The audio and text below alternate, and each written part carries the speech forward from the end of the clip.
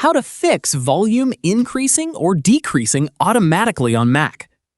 If your Mac's volume keeps changing by itself, gets louder or quieter without you touching anything, here's how to fix it.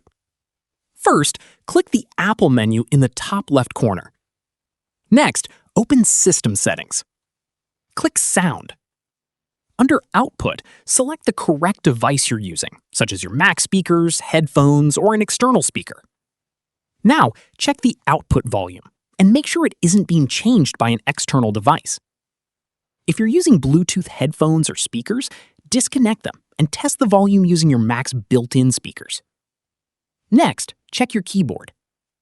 Make sure the volume up, volume down, or mute keys aren't stuck or being pressed accidentally.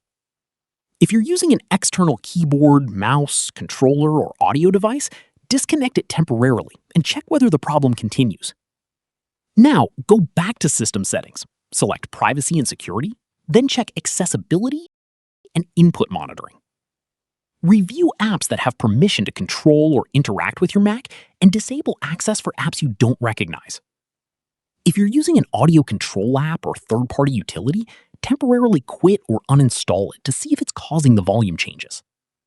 Finally, restart your Mac. After restarting, test the volume again and check whether it stays at the level you selected. And that's it. These are the steps you can try if your Mac's volume keeps increasing or decreasing automatically. If this tutorial helped you out, make sure to like the video and subscribe for more helpful Mac tutorials. And I'll see you in the next one.